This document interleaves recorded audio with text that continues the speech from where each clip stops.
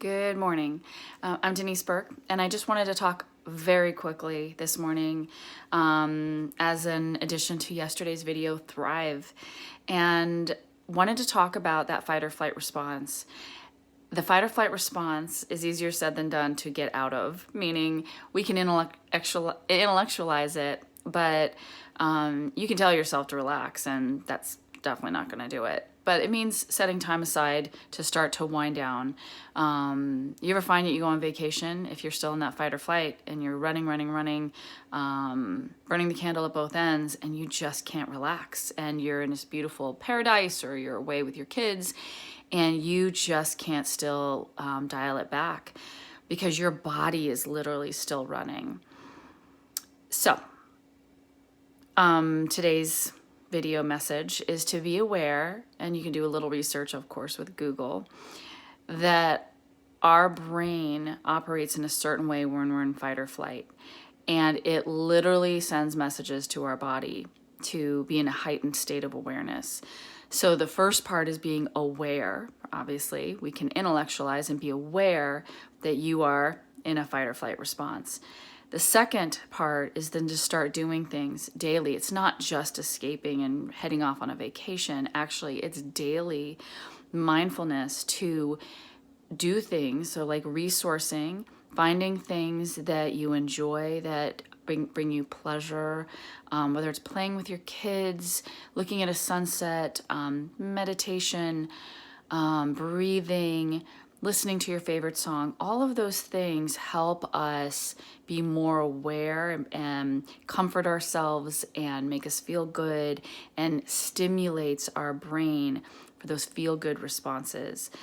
But really track that in your body and be aware, like before you start listening to your favorite music, like where am I at on a stress level? If I'm at an 8, then you're doing something purposefully to relax, to enjoy life, and then pay attention to how your body felt afterwards and keep working on, if you're an 8 and then at the end of that song or the end of the hike, you're a 6, you're aware that you are dialing it back.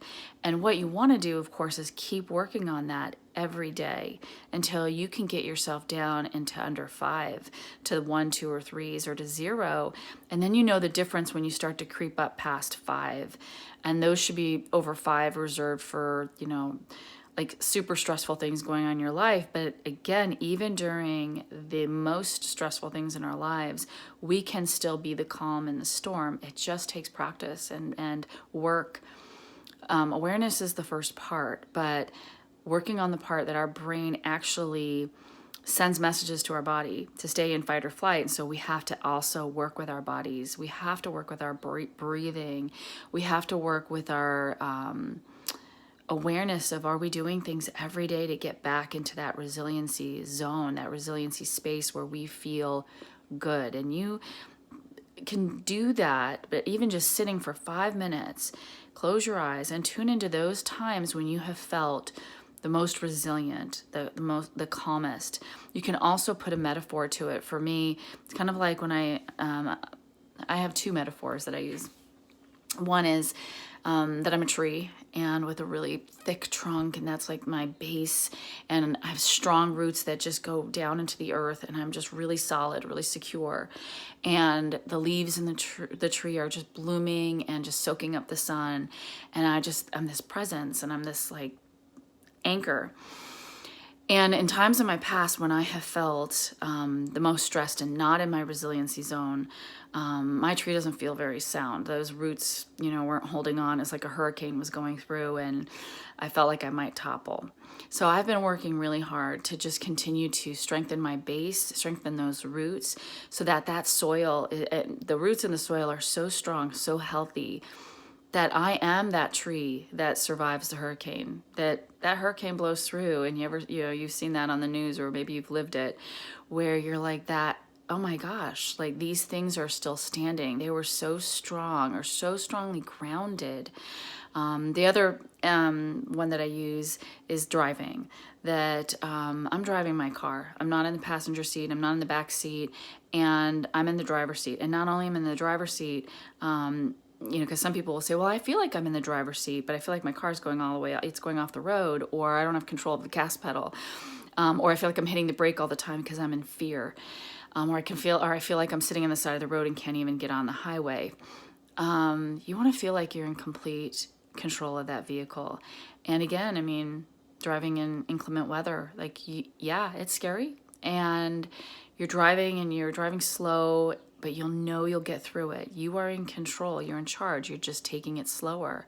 So when we're in times of stress, just be mindful of doing that for yourself as well. That's when you do dial back your responsibilities. You're aware, like, okay, I am not feeling very resilient right now, and I don't want to push myself further into the red zone. I really want to stay in this place of strength and not topple. So I'm going to maybe cut back some of my responsibilities. I'm going to take that time to go get a massage, not overcommit. Tonight I'll stay home, watch a movie with my kids. So being very aware, how am I feeling? For me, I'm even that much more aware of how much sleep I get, more protective over that, more protective over what I eat.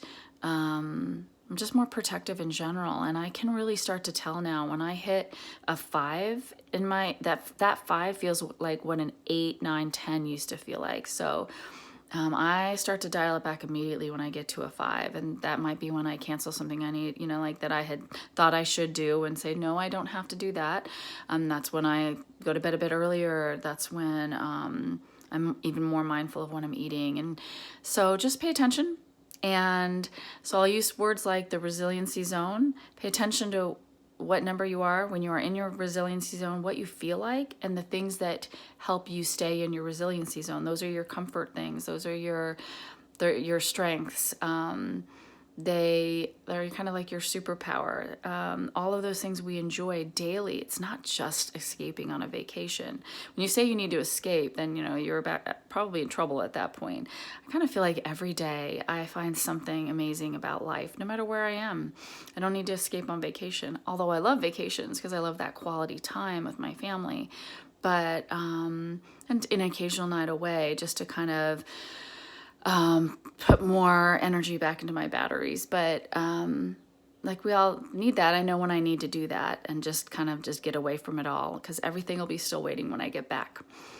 So take care of yourselves and work on staying in your resiliency zone and being mindful and then aware, and then working with your body as well to really bring yourself back to a place that just feels calmer, more secure, and come up with your own metaphor for what it feels like for you when you're in your resiliency zone, so that you know what that looks like, what it feels like, or you visualize it, and then you'll know when you're getting outside of that. So have a great day, everyone, and I'll talk to you next time.